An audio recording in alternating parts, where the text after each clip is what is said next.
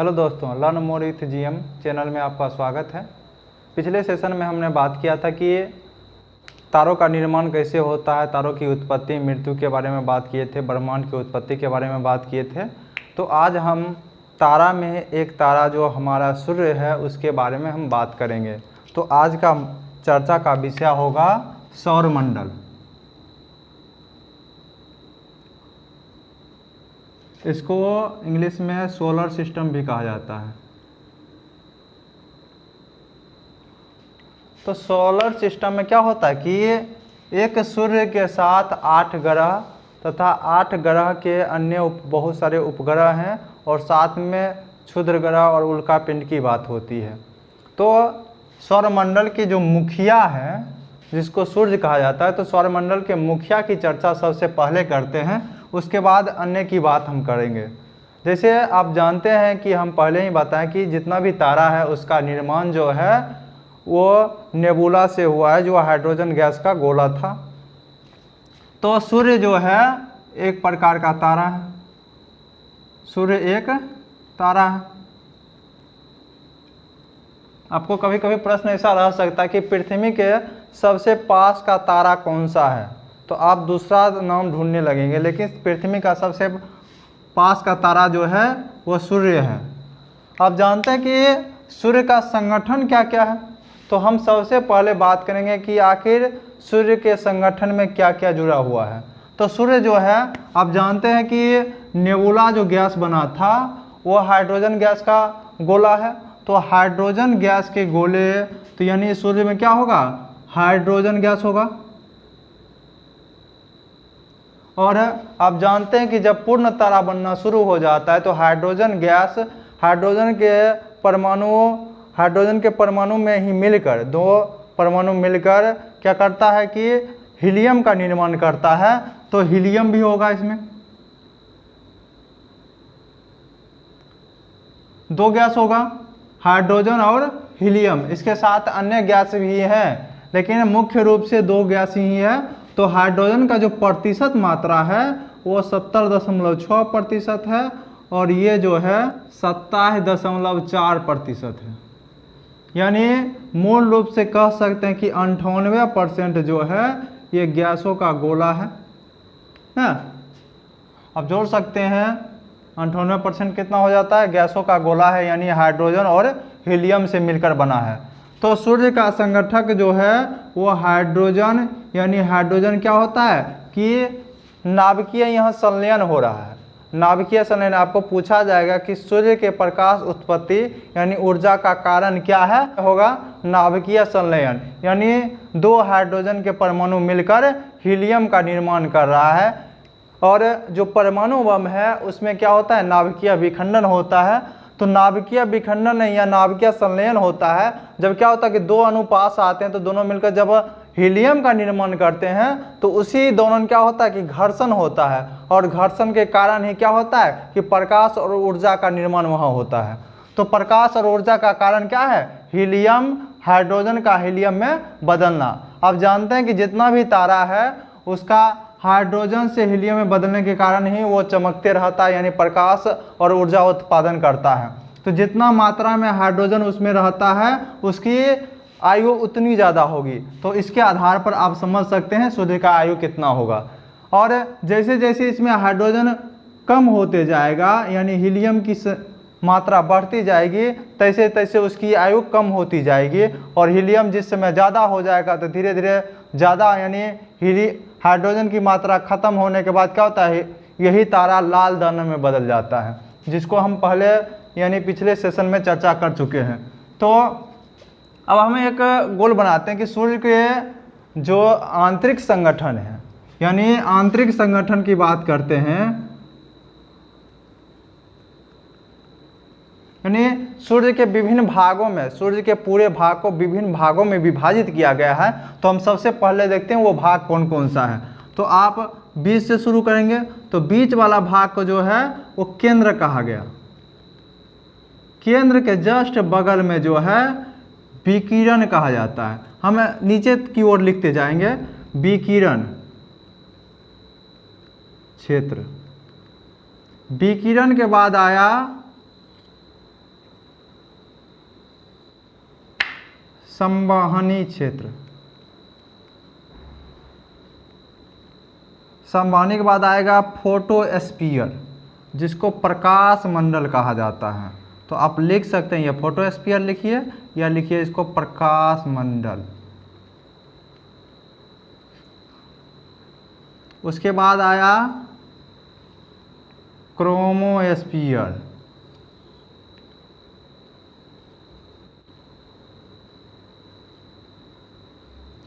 Chromosphere हो गया, 6 भागों में बांटा जाता है। और आप जानते हैं कि अभी जो शेष अथी चल रहा है कि आप बाहर निकलिएगा तो आपको कौन सा रोग होगा। घर से बाहर निकलने के बाद एक रोग होता है जो अभी बहुत प्रसिद्ध है, जिसको कहा जाता है कोरोना। तो सूरज के बाहर यानी बाहरी परत जो होता है, सबसे बाहरी वाला भाग, उसको कोरोना कहा जाता है।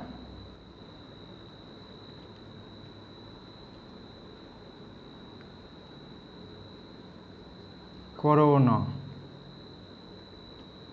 तो सूर्य के सबसे बाहरी भाग क्या है? कोरोना है।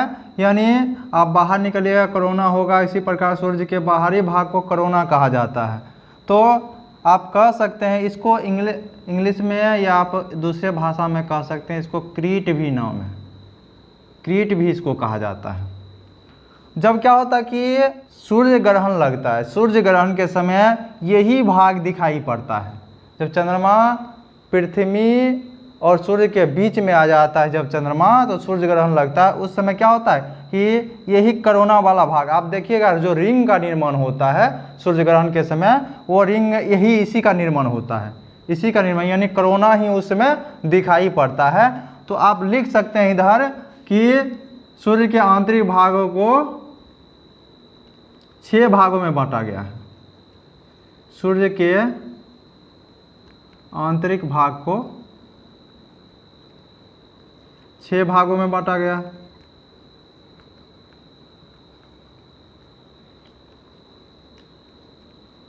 आप देख सकते हैं कि ये जो केंद्र का जो तापमान है, तो केंद्र का तापमान बताया जाता है। तापमान की बात हम कर ले तो 15 मिलियन डिग्री सेल्सियस है। 15 मिलियन डिग्री सेल्सियस इसका तापमान रहता है। उससे अंदाज़ा लगा सकते हैं कि इसका तापमान कितना ज़्यादा होता है। यानी आप कह सकते हैं कि हमारा शरीर का तापमान 37 डिग्री सेल्सियस है, उसके अनुसार लगा सकते हैं कि सूर्य का तापमान कितना हो सकता है। ये सूर्य का अथी है, सूर्य एक तारा के रूप में हम देख रहे हैं। तो ये जो प्रकाश मंडल है, प्रकाश मंडल में एक घटना होती है जिसको कहा जाता है सौर कलंक। सौर, आप लिख सकते हैं प्रकाश मंडल में ही धब्बा धब्बा सा काला नजर आता है, जिसको कहा जाता है सौर कलंक। तो सौर कलंक की घटना कैसे होती है? तो सौर कलंक क्या होता है कि हाइड्रोजन, जैसे हाइड्रोजन अणु क्या हो रहा है कि हीलियम में बदल रहा है, तो क्या होता है कभी कभी प्रकाश मंडल से ही क्या होता है कि जहाँ हाइड्रोजन की मात्रा कम हो जाती है, तो हाइड्रोजन की मात्रा कम होने के कारण क्या होता है कि यहाँ ऊर्जा कम बनने लगती है।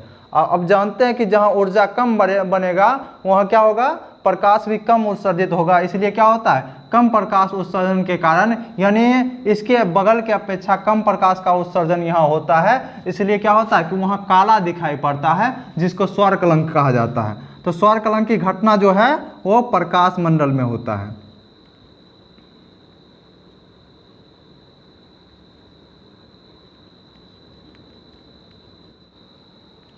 आप कहें कि क्रोमोस्फीयर, ये जो क्रोमोस्फीयर है, यहाँ से एक चीज़ निकलता है, आप कह सकते हैं लपटा, यानी सूर्य के तापमान का लपटा जो निकलता है, जिसको कहा जाता है सौर ज्वाला। सौर ज्वाला, तो सौर ज्वाला जो है वो क्रोमोस्फीयर से निकलता है। तो आप लिख सकते हैं यहाँ पर कि सौर ज्वाला की घटना का संबंध किससे है? क्रोमोस्फीयर से। यानी प्रकाश मंडल के ऊपरी परत कौन सा है? क्रोमोस्फीयर है। उसके बाद का कोरोना है, यानी बाहरी परत कोरोना है। तो क्रोमोस्फीयर से ही सौर ज्वाला की लपटें उठती है। यानी आप गौर से कभी कभी देखिएगा तो लाल घूमते हुए चक्र जैसा नजर आता है। तो ये लपटें कभी कभी दिखाई पड़ती है, हमेशा नहीं दिखाई पड़ती है लेकिन दिखाई पड़ती है। तो सूर्य के बारे में कुछ और जानकारी है, जैसे आप कह सकते हैं कि सूर्य जो है वो 25 पृथ्वी दिवस यानी 25 दिन, दिन लिखने मतलब कि यहाँ के दिन के बराबर में एक घूर्णन पूरा करता है। यानी अपने अक्ष पर 25 दिन में अपने अक्ष पर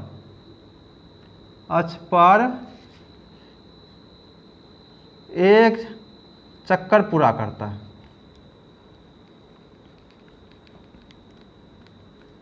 तो आप कह सकते हैं कि सूर्य के घूर्णन का टाइम कितना है, तो 25 दिन यानी 25 पृथ्वी दिवस लीजिएगा। सूर्य से जुड़ा हुआ जिसको कहा जाता है सौर पवन।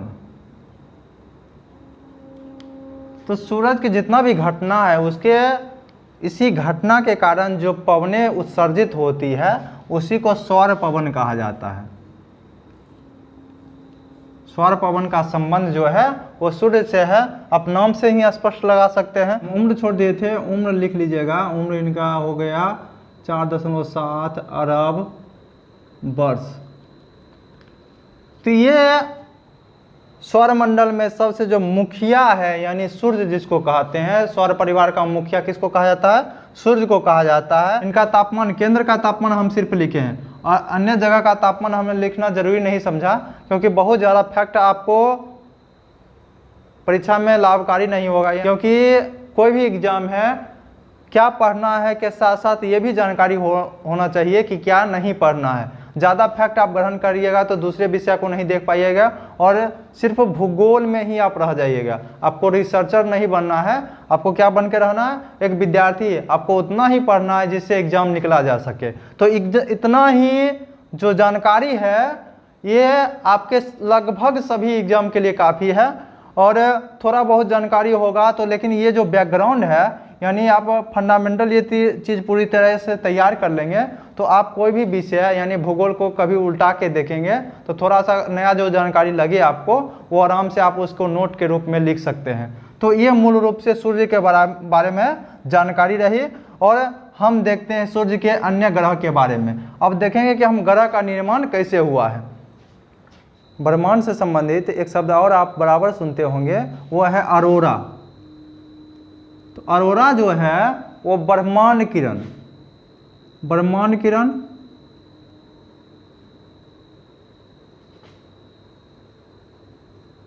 कह सकते हैं। उसके बाद कहते हैं सौर किरण, सौर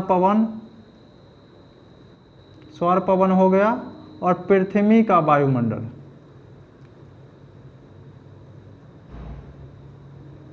जब क्या होता है कि ब्रह्मांड किरण और सौर पवन पृथ्वी के वायुमंडल में प्रवेश करता है तो घर्षण होता है और पृथ्वी के ध्रुव के पास एक चमक उठती है। उसी चमक को अरोरा कहा जाता है। इसी चमक को क्या कहा जाता है, अरोरा कहा जाता है। तो आप अरोरा से आप हमें लगता है कि परिचय हो गया है। अब अरोरा के बारे में कहीं आप पढ़ेंगे तो जानकारी आसानी से हासिल कर सकते हैं। तो इसी प्रकाश को अरोरा कहा जाता है। यानी ब्रह्मांड किरण, सौर पवन जब पृथ्वी के वायुमंडल क्षेत्र में प्रवेश करती है तो घर्षण होता है। अब जानते हैं कि छोटी छोटी कण के बीच में भी घर्षण होता है और घर्षण के कारण ही क्या होता है, एक प्रकाश की उत्पत्ति होती है जिसको अरोरा कहा जाता है। तो अरोरा एक प्रकार का प्रकाश है। तो हम मूल रूप से बात करने वाले थे कि ग्रह, तो ग्रह क्या है। तो आप लोग सिंपल सा परिभाषा बताइएगा कि ग्रह वो है जिसके पास अपना प्रकाश नहीं हो और सूर्य के चारों तरफ चक्कर लगाता है। तो आप जानते हैं कि सूर्य के चारों तरफ चक्कर लगाने वाला बहुत सारे हैं, यहाँ तक कि उपग्रह के पास भी अपना प्रकाश नहीं होता है, वो सूर्य के चारों तरफ चक्कर लगाता है। तो आप ये तो लिख सकते हैं कि वो सूर्य या किसी तारे के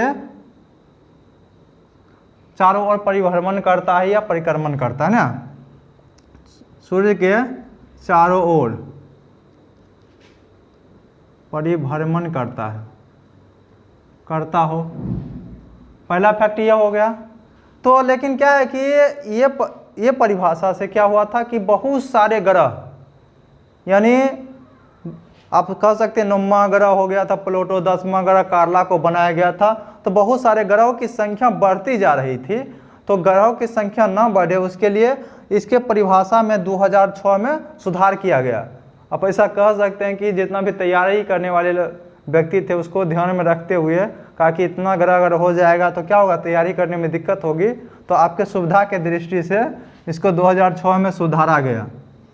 2006 में क्या किया गया कि इसमें कुछ परिभाषा जोड़ी गई, कहा गया कि उसके पास इतना गुरुत्वाकर्षण होना चाहिए जो क्या करे कि आसपास के जितना भी छोटा छोटा उल्का पिंड है उसको अपने में समाहित कर ले, और दूसरा कि उसके पास इतना द्रव्यमान होना चाहिए, इतना घनत्व होना चाहिए ताकि वो अपने गोलाकार आकार के रूप में बना रहे। तो दो चीज़ होना चाहिए, तो उसके पास गुरुत्वाकर्षण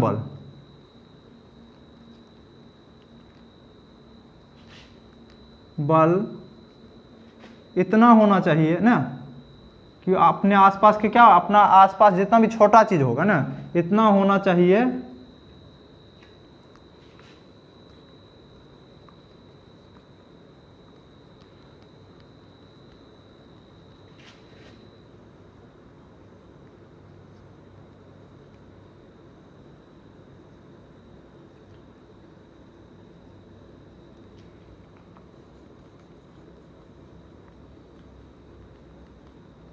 उल्का पिंड या छोटा पिंड लिख सकते हैं, उल्का पिंड हो या छोटा पिंड को क्या करे अपने में समाहित कर ले, और तथा लिख सकते हैं तथा अपने आकार को बनाए रख सके, या कहीं कहीं आपको लिखा हुआ मिल जाएगा कि उसके पास यानी उसके कक्षीय यानी उसका जो कक्षा है जिसमें वो क्या करता है चारों तरफ सूर्य का चारों तरफ चक्कर लगाता है, तो उसके कक्षा में जितना भी छोटे छोटे कण आते हैं यानी जितना भी उल्का पिंड आता है पिंड आता है उसको आराम से अपने में समाहित अगर कर लेता है तो वो ग्रह का गुण है। और उसमें क्या करे वो अपने में समाहित नहीं कर पाएगा, उसके पास इतना गुरुत्वाकर्षण नहीं होगा तो ग्रह के श्रेणी में नहीं आएगा। तो 2006 में जैसे ही ये परिभाषा में सुधार किया गया, इसे ही क्या हुआ कि प्लेटो को ग्रह के श्रेणी से बाहर रखा गया और उसको बौना ग्रह की उपाधि दी गई।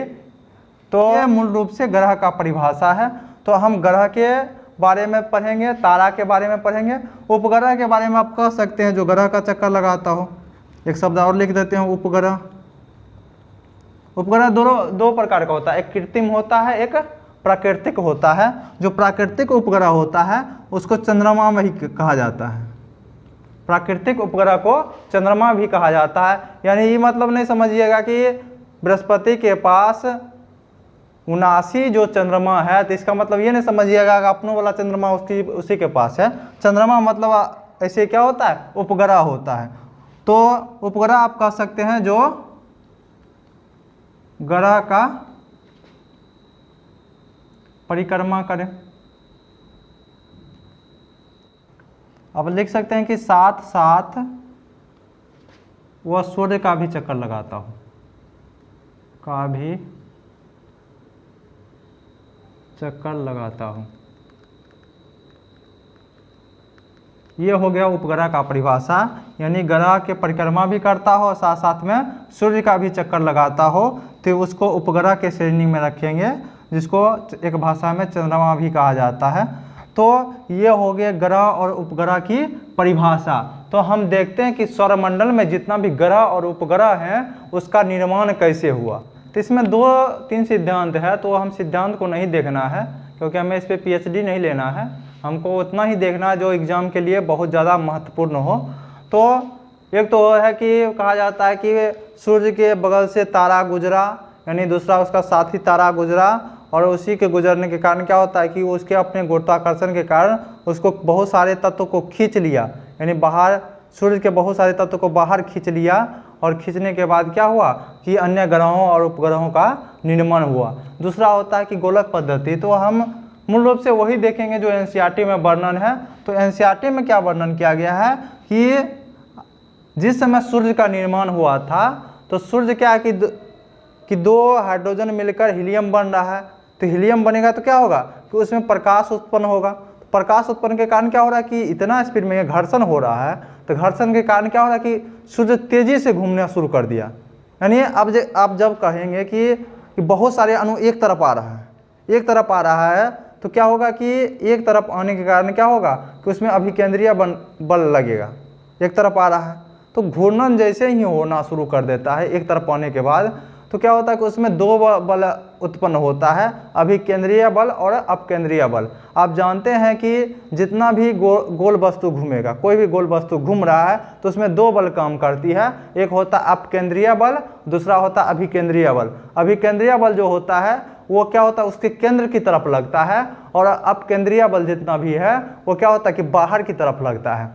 अब जितना भी ग्रह देखिएगा और जितना भी तारा जो परिभ्रमण कर रहा है वो गुरुत्वाकर्षण और इसी बल के सिद्धांत के कारण ब्रह्मांड में एक स्थिति में चल रहा है। जैसे ही इस बल में थोड़ी सी गड़बड़ी होगी तो एक दूसरे से टकरा जाएंगे, और टकराते भी कभी कभी जिसका क्या होता है कि अपकेंद्रीय बल और अभिकेंद्रीय बल में मैच नहीं करता, गुरुत्वाकर्षण बल काम नहीं करता है, वो बराबर दूसरे ग्रह से जाकर टकराते रहते हैं। जैसे क्षुद्र ग्रह हो गया, उल्का पिंड हो गया, ये बराबर टकराते रहते हैं, तो उसको हम नहीं देखना है। तो आप कह सकते हैं कि अब जैसे एक तारा के रूप में सूर्य का निर्माण हुआ, तो तारा के रूप में निर्माण हुआ, तो इसमें ये जो जैसे घूर्णन कर रहा है स्पीड में, तो घूर्णन करने के बाद आप कह सकते हैं कि जैसे ही स्पीड में घूर्णन कर रहा है तो अपकेंद्रीय बल लगेगा और अभिकेंद्रीय बल लगेगा। तो अभिकेंद्रीय बल के माध्यम से क्या हुआ कि ये धीरे धीरे ऊपर वाला भाग सिकुड़ा ऊपर।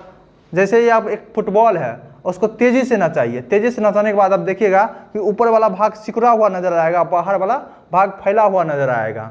तो ऊपर वाला भाग में क्या होता है, अभिकेंद्रीय बल लगने के कारण क्या होता है कि वो सिकुड़ रहा है, और ये बगल वाला भाग में क्या होता है अपकेंद्रीय बल लगने के कारण यानी बाहर की तरफ भागता है, जिसके कारण क्या होता है कि आप पृथ्वी का आकार भी देखिएगा तो ऊपर से चपटा हुआ प्रतीत जो होता है ना, कहा था पृथ्वी का आकार एक विशेष आकार है, तो चपटा हुआ जैसे ही प्रतीत होता है वो अपकेंद्रीय और अभिकेंद्रीय बल के कारण ऐसा होता है। और अपकेंद्रीय और अभिकेंद्रीय बल का एक ही कारण है, वो है घूर्णन गति। तो घूर्णन गति के कारण ही ऐसा होता है। तो आप देखते हैं कि ये जो ऐसे एकदम स्पीड में घूम रहा है, तो ये गर्म गोला है, और गर्म गोला होने के बाद स्पीड में जब घूमता है तो जितना भी भारी तत्व है, जितना भी इसमें भारी तत्व होगा वो क्या होगा कि ये छल्ला रूप में बनेगा, एक छल्ला के रूप में बनना शुरू होगा।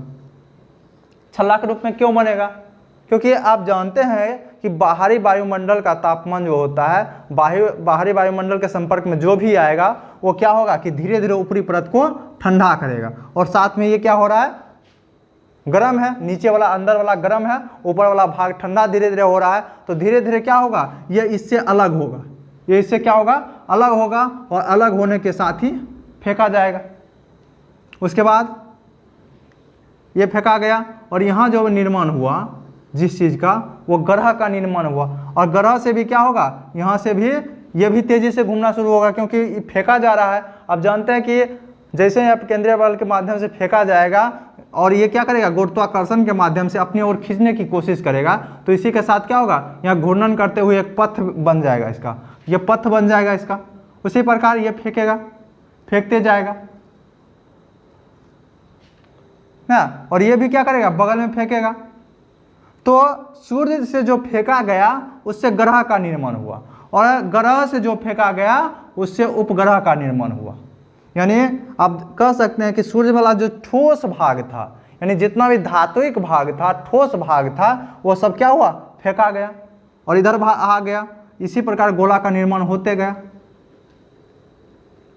यही गोला क्या हुआ ग्रह के रूप में आ गया, यही गोला क्या हो गया ग्रह के रूप में आ गया। और इस गोला से क्या हुआ कि जो उपग्रह फेंके गए थे ना, इस गोला से भी क्या हुआ उपग्रह फेंके गए थे, तो इसे ग्रह से जितना भी गोला फेंका गया जो बड़ा सा गोला हुआ वो उपग्रह बन गया।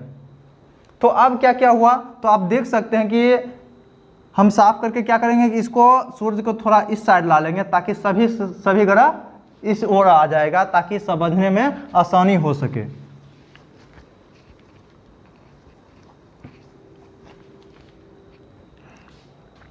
जैसे आप सूर्य को यहां बना लीजिए, सूर्य हो गया, बगल में एक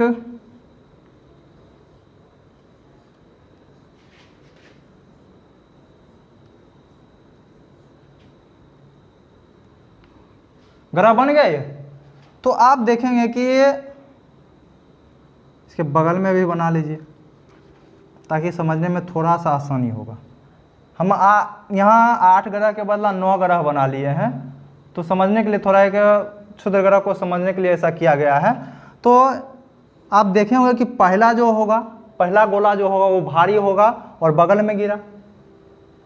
उसके बाद दूसरा गोला, आप ये भी जानते होंगे कि पहला गोला होगा वो बड़ा बना होगा, लेकिन आप जानते हैं कि बुध सबसे छोटा ग्रह है। तो कैसे है? तो ये क्या है कि सूर्य के पास होने के कारण ना, सूर्य के पास होने के कारण क्या हुआ कि बुध ग्रह के द्वारा जितना भी उपग्रह बनाए गए, जितना भी उपग्रह फेंके गए, यानी इसका जितना भी तत्व बाहर निकला इसके गर्म होने के बाद, उसने सूर्य ने अपने अंदर समाहित कर लिया। इसी के आधार पर आप कह सकते हैं कि बुध ग्रह के पास ना ही उपग्रह है और जितना भी ये गैस उत्सर्जन करेगा। आप जानते हैं कि पृथ्वी हो या कोई भी ग्रह हो, जिस समय इसका निर्माण हुआ था उस समय क्या हुआ था, ये गैस उत्सर्जन किया था। तो जितना भी गैस भी उत्सर्जन किया था सभी को सभी क्या किया, ये सूर्य ने उसको अवशोषित यानी अपने तरफ खींच लिया। इसलिए आप कह सकते हैं कि ये जो बुध है इसलिए सिर्फ ठोस गोला है और ना ही इसमें वायुमंडल है, ना ही कोई उपग्रह है। दूसरा ग्रह जो है वो शुक्र है। आप जानते हैं कि शुक्र के पास भी अपना उपग्रह नहीं है। क्यों नहीं है? इसलिए नहीं है कि ये भी सूर्य के पास ही है और क्या किया कि ये जितना भी गोला फेंका वो गोला को क्या किया, सूर्य अपने अंदर समाहित कर लिया। इसके दौरान भी क्या हुआ, इसके उत्पत्ति के दौरान भी बहुत सारे गैस उत्पन्न हुए। तो बहुत सारे गैस उत्पन्न जब हुए तो सभी गैस को अपने अंदर समाहित कर लिया। एक गैस बच गया, जो बचा कौन सा है, CO2 यानी कार्बन डाइऑक्साइड। आप जानते हैं कि सबसे भारी जो गैस होती है वो कार्बन डाइऑक्साइड होती है। तो शुक्र ग्रह पर कौन सा ग्रह बच गया, शुक्र ग्रह पर एक ही गैस बच गया, वो कौन सा है, कार्बन डाइऑक्साइड। हम नाम लिख सकते हैं यहाँ पर, बुध, शुक्र, पृथ्वी, मंगल,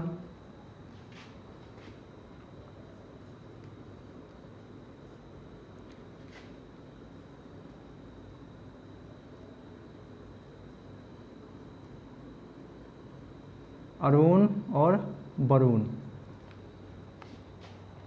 अब क्या हुआ कि पृथ्वी भी अपने उत्पत्ति के दौरान गैस उत्सर्जन किया, लेकिन जितना भी हल्का गैस था तो वो तो सब भाग गया, लेकिन जो इस पे रहने लायक गैस था यानी कार्बन डाइऑक्साइड के साथ नाइट्रोजन जो भी है, तो आप कह सकते हैं कि 6400 किलोमीटर के बाद जितना भी वायुमंडल बना था वो पृथ्वी से गायब हो गया। बस 6400 के नीचे जितना भी वायुमंडल बना यानी जितना भी गैस बन पाया वो सभी पृथ्वी पर रहा। मंगल ग्रह पर भी पृथ्वी के समान ही है, क्योंकि पृथ्वी के बाद ही है, इसलिए क्या है कि पृथ्वी के समान ही इसमें भी वायुमंडल पाया जाता है और इसलिए वैज्ञानिक मंगल ग्रह पर ही क्या है कि जीवन की तलाश कर रहा है। उसके बाद क्षुद्र ग्रह का क्या कहानी है?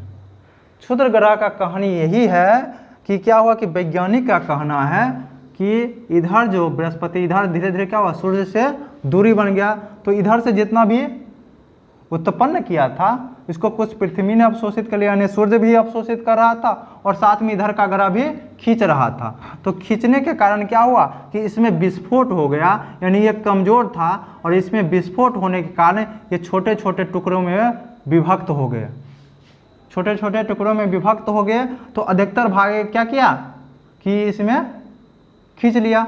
तो आप जानते हैं कि पृथ्वी के पास एक उपग्रह है। उपग्रह की संख्या की बात करेंगे, यहाँ आप लिख सकते हैं उपग्रह। तो उपग्रह की संख्या यहाँ आप लड्डू लड्डू दोनों दे सकते हैं और यहाँ एक है। पृथ्वी के पास एक ही उपग्रह है। एक ही उपग्रह ये नहीं फेंका होगा, बहुत सारा उपग्रह फेंका होगा, लेकिन अधिकतर उपग्रह किसने अवशोषित कर लिया, सूर्य ने अवशोषित कर लिया, जिसके कारण क्या हुआ एक ही उपग्रह जो चंद्रमा भारी था। और आप जानते हैं गुरुत्वाकर्षण बल उसी पिंड पर काम करता है, यानी आपके पास अवशोषण करने की क्षमता ज़्यादा होगा तभी क्या होगा कि उसको अपने अंदर खींच सकता है। यानी आप मार्कर जैसे है, हमारे पास सभी वस्तुओं में गुरुत्वाकर्षण बल पाया जाता है, लेकिन हमारे पास इतना गुरुत्वाकर्षण नहीं है कि हम मार्कर कहीं रख दें और हमारे पास चला आएगा। इसके लिए पिंड में बहुत सारा अंतर होना चाहिए, तभी क्या होगा, इसको खींच के रखा जा सकता है। तो ये जितना भी ग्रह बना है ये अपने कक्षा पर तभी चल पा रहा है जब क्या है कि सूर्य के गुरुत्वाकर्षण बल के कारण। ये इसके अंदर भी गुरुत्वाकर्षण है, तो इसके पास जो चंद्रमा निकला था, आप सोच सकते हैं कि पहला जो पिंड निकला होगा वही चंद्रमा होगा। तो चंद्रमा जो निकला था तो इसके पास भी अपना गुरुत्वाकर्षण है, पृथ्वी के पास भी अपना गुरुत्वाकर्षण है, और सूर्य के पास भी है और पृथ्वी के पास भी है। तो तीनों के आपस में गुरुत्वाकर्षण के संयोजन के कारण ऐसा चल रहा है। उसके बाद मंगल के पास 2 उपग्रह हैं। इसका कारण यही है कि जैसे जैसे दूरी बढ़ते जाएगी वैसे वैसे उपग्रह की संख्या भी बढ़ेगी। और साथ में यह भी ध्यान रखना है कि ग्रह का जो द्रव्यमान है कितना ज़्यादा है, उसके पास गुरुत्वाकर्षण का बल कितना ज़्यादा है, क्योंकि द्रव्यमान जिसका जितना ज़्यादा होगा गुरुत्वाकर्षण बल भी उसमें उतना ज़्यादा होगा। यह जो बीच वाला जो क्षुद्र ग्रह था, तो क्षुद्र ग्रह के टूटने के कारण क्या हुआ कि अधिकतर यह क्या किया, अपने में समाहित करते गया, और अपने में समाहित किए जाने के कारण क्या हुआ कि ये ग्रह धीरे धीरे बड़ा होते गया, और ये इतना बड़ा हो गया कि ये अपना एक सोलर सिस्टम जैसा विकसित कर लिया, और ये बहुत बड़ा ग्रह हो गया। बहुत बड़ा ग्रह होने के कारण क्या हुआ कि ये तो आप जानते हैं कि बृहस्पति ग्रह जो है वो सौरमंडल का सबसे बड़ा ग्रह है। इसका कारण यही है कि क्षुद्र ग्रह जो बीच में पट्टी है, ये क्षुद्र ग्रह के बीच में पट्टी है। तो इधर से जितना भी गैस हुआ था, तो गैस जितना भी पृथ्वी या अन्य ग्रह के उत्पत्ति के समय बहुत सारे गैस निकला था, तो इधर का गैस तो सूर्य के अवशोषण में आ गया, लेकिन इधर का जो जितना भी गैस बचा था, यानी इसके साथ ही इसके परत पर ही बहुत ज़्यादा गैस बच गया था, और बहुत ज़्यादा गैस बचने के कारण इधर वाला भाग को कहा गया गैसीय ग्रह। ये जो क्षुद्र ग्रह है, क्षुद्र ग्रह का बीच में आप विभाजन कर सकते हैं, तो विभाजन करने के बाद इधर का कहा गया गैसीय ग्रह। और इधर वाला यह सभी चट्टान से बना हुआ है, अधिकतर गैस नहीं होने के कारण इसको चट्टानी ग्रह कहा गया। अब क्या अंतर होगा, ये आप अंतर में भी लिख सकते हैं कि इधर वाला ग्रह और उधर वाला ग्रह, यानी क्षुद्र ग्रह के इधर वाला भाग को क्या कहा गया, इसको आंतरिक, क्षुद्र ग्रह के जितना भी अंदर वाला भाग है इसको आंतरिक ग्रह भी कहा गया। आंतरिक ग्रह, इसको आप कह सकते हैं बाह्य ग्रह। अब कह रहे ये क्षुद्र ग्रह के आधार पर ही इसका विभाजन किया गया, यानी बीच में क्षुद्र ग्रह का जो एक पट्टी है, इसी पट्टी के आधार पर विभाजन किया गया। इसको इधर वाला जो ग्रह है इसको कहा जाता है पार्थिव ग्रह।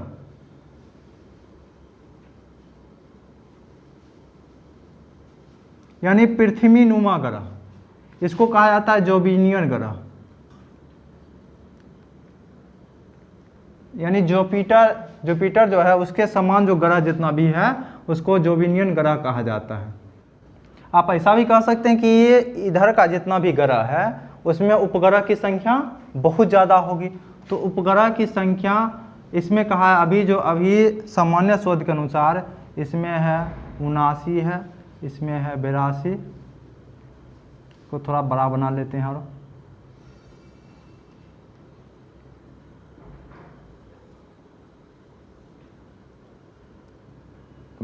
27 लिख सकते हैं, इसमें 14 लिख सकते हैं। अब तापमान की बात होती है तो तापमान किसका ज़्यादा होगा, तो तापमान आप कह सकते हैं कि ये ग्रह जो है, आपसे पूछा जाए अगर सामान्य स्थिति में तो जो सूर्य से नज़दीक होगा उसी का तापमान बहुत ज़्यादा होगा, होना भी चाहिए, क्योंकि सूर्य, ये जो बुध ग्रह है, ये बुध ग्रह क्या है कि सबसे इसके सूर्य के सबसे नज़दीक का ग्रह है, यानी पहले क्रम का ग्रह है, तो इसलिए सबसे ज़्यादा गर्म ग्रह कौन सा होना चाहिए, बुध ग्रह होना चाहिए। लेकिन कौन सा ग्रह है, शुक्र ग्रह है। क्यों है, इसका एक ही कारण है, कार्बन डाइऑक्साइड। अब कार्बन डाइऑक्साइड क्यों है, तो आप जानते हैं कि किसी भी वस्तु का गर्म होना ये बात पर निर्भर करता है कि पार्थिव विकिरण, यानी सूर्य से जितना भी विकिरण आता है वो छोटा सा विकिरण होने के कारण वो गर्म नहीं होता है। जब क्या होता है कि पृथ्वी पर वो किरण टकराती है, और जब क्या होता है कि पृथ्वी से जो विकिरण निकलता है उसी से क्या होता है कि वो वस्तु गर्म होता है। तो जब क्या होता है कि पृथ्वी ये हो गया, तो इधर से आया ऊपर से, जिसको कहा गया सौर विकिरण, और इधर से लौटा दिया जब क्या होता है कि ये आता है तो छोटा छोटा एकदम पतला आता है, तरंग रहता है इसका। जब पृथ्वी से निकला तो ये मोटा निकलेगा ना, बड़ा सा होता है ना, तरंग इसका ज़्यादा रहता है विकिरण का, तो इसको कहा जाएगा पार्थिव विकिरण।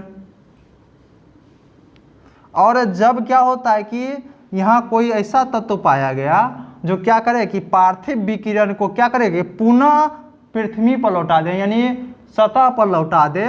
सतह पर लौटाने वाला जो होगा इसी को कहा जाता है प्रतिविकिरण।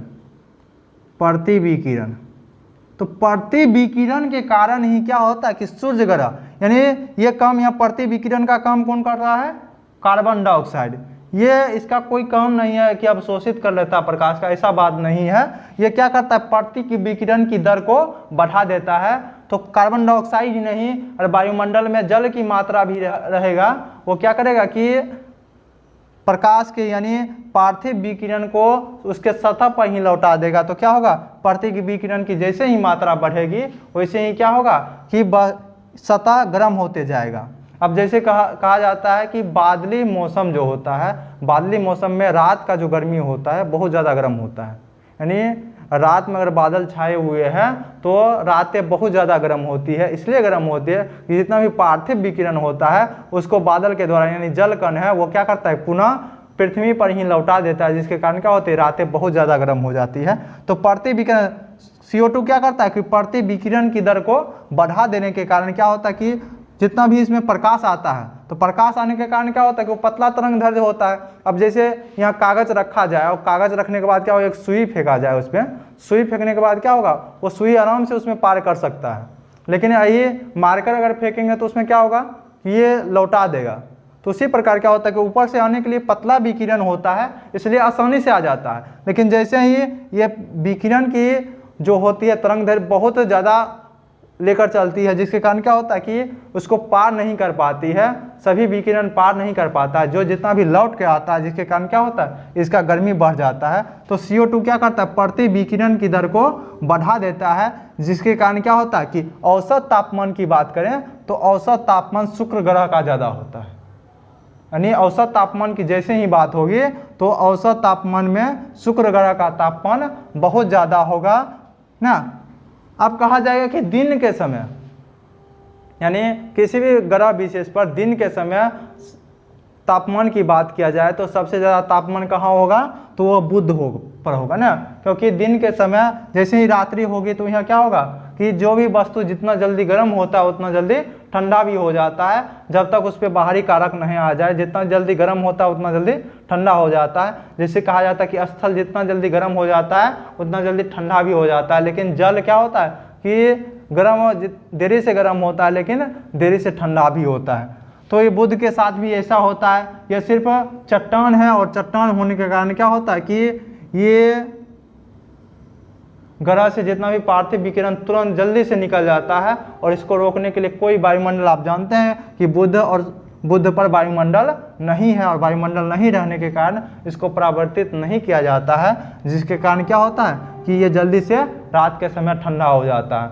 और रात के समय ठंडा होने के कारण क्या होता है कि इसमें तापमांतर बहुत हो ज़्यादा होता है। अगर पूछा जाएगा कि सबसे ज़्यादा तापमांतर कौन सा ग्रह पे होता है तो सबसे ज़्यादा तापमांतर बुध ग्रह पे होता है। और शुक्र ग्रह क्या होता है कि औसतन तापमान यहाँ ज़्यादा होता है, लेकिन दिन के समय कहा जाएगा तो बुध पर होगा। और इधर जैसे जैसे बढ़ते जाएंगे वैसे वैसे तापमान कम होते जाएगा। और आप कह सकते हैं कि वरुण ऐसा ग्रह है जो क्या होगा कि सबसे ठंडा ग्रह होगा, यानी यहाँ तापमान यानी सूर्य का जितना भी तापमान होगा यहाँ पहुँचते पहुँचते बहुत ज़्यादा देर हो जाएगा।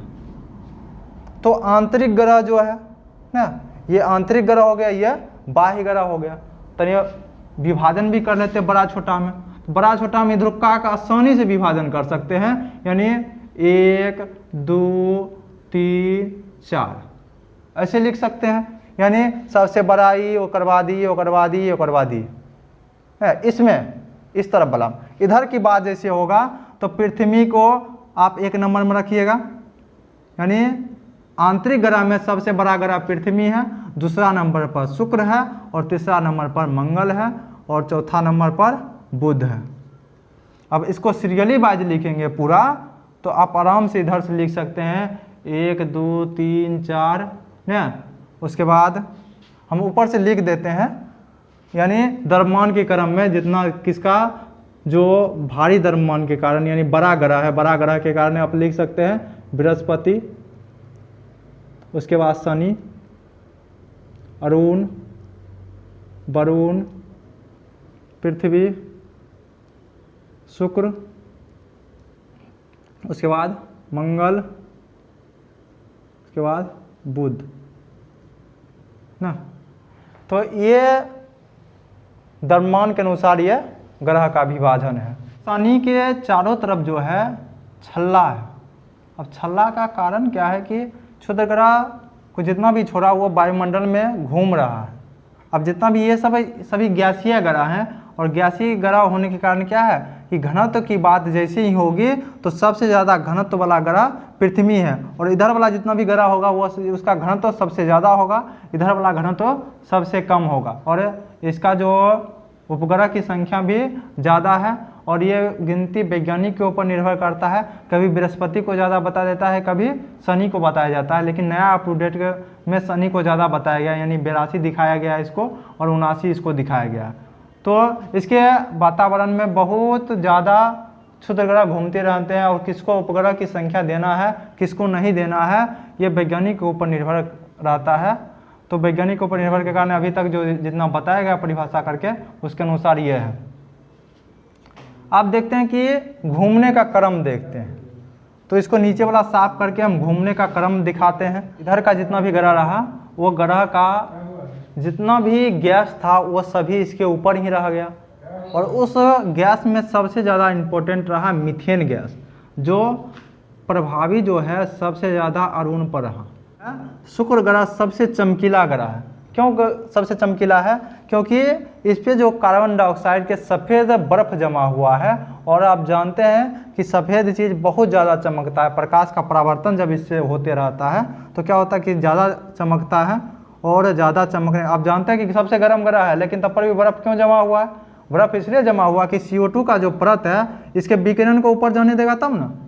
विकिरण आप जानते हैं कि एवरेस्ट की चोटी ऊपर में होने के बावजूद भी वहाँ क्या है कि सालों वर्ष भर क्या होता है कि बर्फ़ जमा हुआ रहता है। उसका कारण यही है कि पृथ्वी का जो विकिरण है यानी पार्थिव विकिरण है वो उतना तक नहीं पहुँच पाता है, जिसके कारण क्या हो कि वो गल सके। यानी सूर्य के प्रकाश से अगर उसको गलना होगा तो सबसे पहले चोटी पर वाला गलना चाहिए, लेकिन आप देखेंगे कि जितना भी ऊपर में पाया जाता है वो जितना ऊपर धीरे धीरे बढ़ते जाएगा उसी क्या होगा तापमान की मात्रा धीरे धीरे घटती जाती है।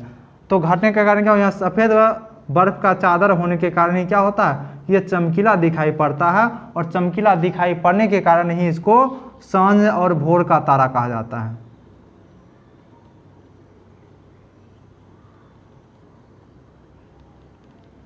और शाम और भोर सुबह के समय जो आपको सबसे चमकीला दिखाई पड़ता है तारे नुमा, तो वो शुक्र ग्रह ही रहता है, वो सबसे नज़दीक लगता है और बड़ा दिखाई पड़ता है, ये शुक्र ग्रह ही है। उसके बाद पृथ्वी में को ब्लू ग्रह कहा जाता है, इसके जल उपस्थिति के कारण ही इसको नीला ग्रह भी कहा जाता है, और इसको जीवन योग जो है भूमि कहा जाता है ना, यहीं पर जीवन संभव है। तो आप ऐसा कह सकते हैं कि पृथ्वी पर जो जीवन उत्पत्ति है इसके लिए वैज्ञानिक के द्वारा एक शब्द इस्तेमाल किया जाता है जिसको कहा जाता है गोल्डीलॉक्स जोन। गोल्डीलॉक्स जोन उसको कहा जाता है जहां जीवन संभव हो, यानी आप उसको पृथ्वी नुमा ग्रह भी कहा जा सकता है। तो अभी तो अपने सौरमंडल में एक ही है, बाकी अन्य सौरमंडल में खोज इसका जारी है। तो उसके बाद ये जो मंगल ग्रह है इसको लाल ग्रह कहा जाता है। लाल ग्रह इसलिए कहा जाता है क्योंकि यहाँ क्या होता है आयरन ऑक्साइड की मात्रा ज़्यादा होने के कारण क्या है, इसका भूमि जो है आयरन ऑक्साइड की मात्रा से बना हुआ है, जिसके कारण ये लाल प्रतीत होता है, तो इसलिए इसको लाल ग्रह कहा जाता है। ये क्षुद्र ग्रह बीच में हो गया, एक क्षुद्र ग्रह का पट्टी है। ये जो बृहस्पति ग्रह है इसको तो पीला से प्रतीत किया जाता है, लेकिन इसको लघु सौर तंत्र भी कहा जाता है। लघु सौर तंत्र यानी एक अपना ये सौर तंत्र विकसित कर लिया है। और जब आप जानते हैं कि सूर्य का भी निर्माण गैसों से हुआ है, ये भी तो गैसीय ग्रह ही है, सुना हुआ है। अरुण ग्रह, और अरुण ग्रह पर मीथेन की अधिकता के कारण ये कौन सा, हरा रंग का दिखाई पड़ता है, और वरुण ग्रह हो गया सबसे ठंडा ग्रह। तो आप इसका एक प्रकार और विभाजन कर सकते हैं, तो हम इसको रेखांकित कर देते हैं और यहाँ अरुण ग्रह को रेखांकित कर देते हैं। तो ये दोनों जो ग्रह है, ये दोनों ग्रह पूरब से पश्चिम की ओर घूमता है, पूर्व से पश्चिम की ओर अपने अक्ष पर घूमता है।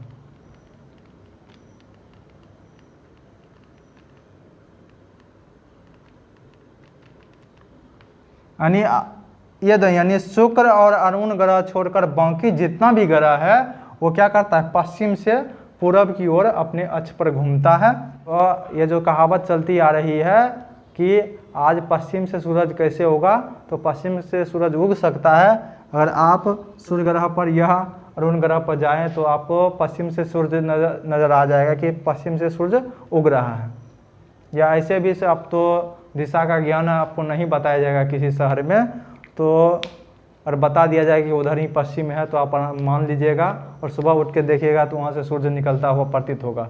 लेकिन आप जानते हैं कि यहाँ जो जितना भी जिधर से सूरज निकलता है उसको हम पूरब माने हैं, तो पूरब ही मान कर चलेंगे।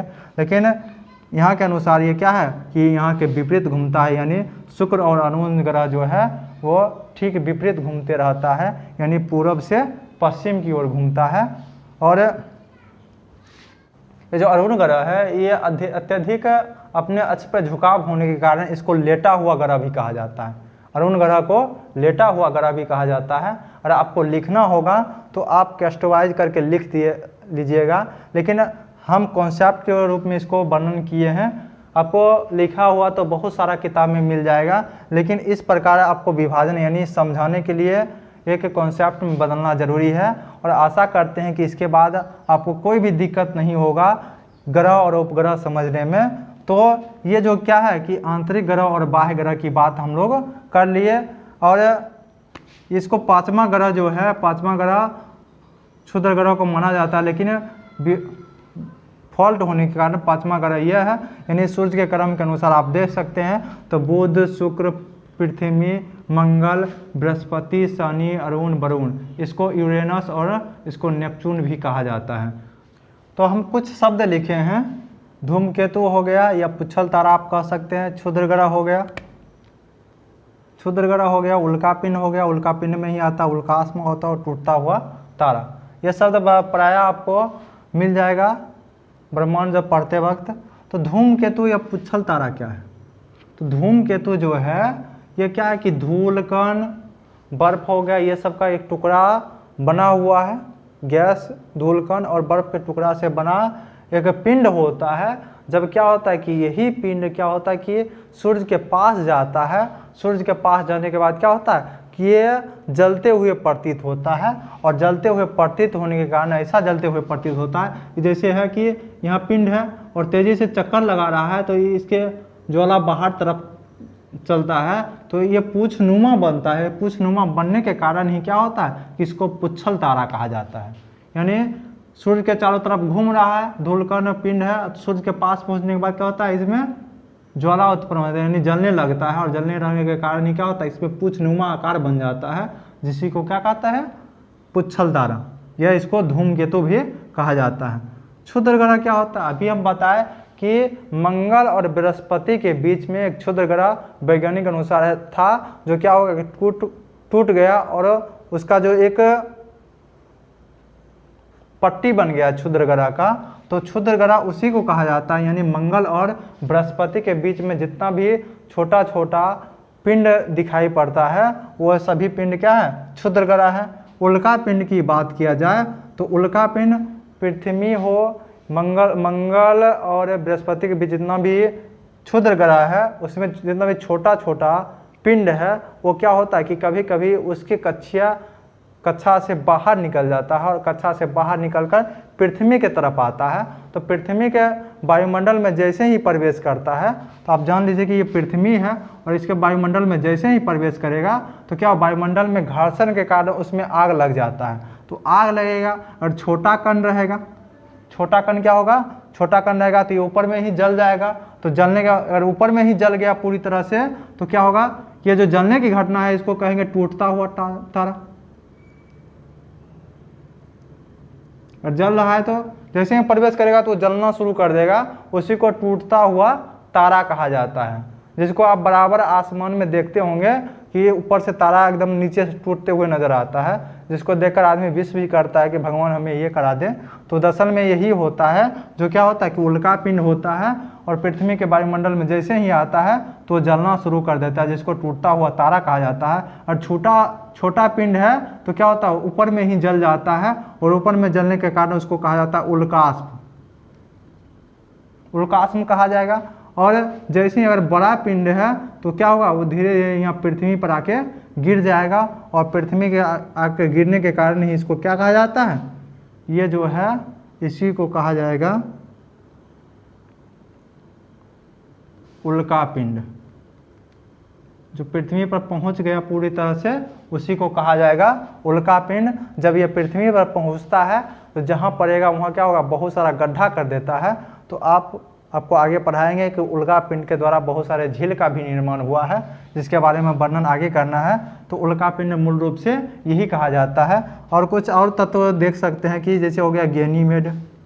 गैनीमेड जो है ये बृहस्पति का उपग्रह है, और यह सौरमंडल का सबसे बड़ा उपग्रह है, सौरमंडल का सबसे बड़ा उपग्रह।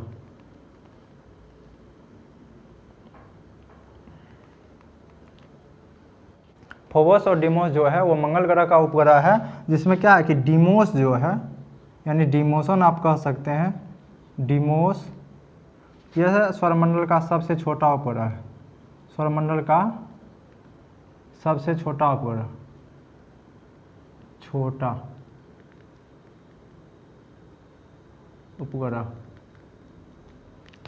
बौना ग्रह की बात हम कर रहे थे, तो बौना ग्रह जो वो है, बौना ग्रह या प्लेटोनुमा ग्रह, यानी प्लेटो को बौना ग्रह में शामिल किया गया, यानी वो पूर्ण रूप से ग्रह नहीं है, और ग्रह नहीं होने के कारण उसका एक अलग ही ग्रुप वैज्ञानिक के द्वारा बनाया गया, जिसको बौना ग्रह या प्लेटोनुमा ग्रह कहा जाता है, जिसमें प्लेटो को रखा गया है।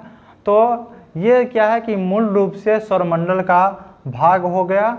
और इसके बाद हम पृथ्वी की बात करेंगे। आप ये ध्यान रखना है आप लोग को, क्योंकि कोई भी परीक्षा हो, हम पहले भी बताएं अभी भी बता रहे हैं कि ये भी ध्यान रखना ज़रूरी है कि क्या पढ़ने के साथ साथ क्या नहीं पढ़ना है, ध्यान रखना बहुत ज़्यादा ज़रूरी है। तो इतना ही बहुत ज़्यादा है, आप इसका फंडामेंटल जब तैयार हो जाएगा आपको, तब क्या होगा, आप आसानी से क्या कर सकते हैं कि कोई भी बुक हो उसको उल्टाने के बाद आपको आसानी से समझ में आ सके। ये फंडामेंटल बैच है, आप आराम से सभी चीज़ का तैयारी आराम से कर सकते हैं। तो आज के लिए इतना ही, अगले दिन हम लेकर आएंगे पृथ्वी के बारे में। धन्यवाद।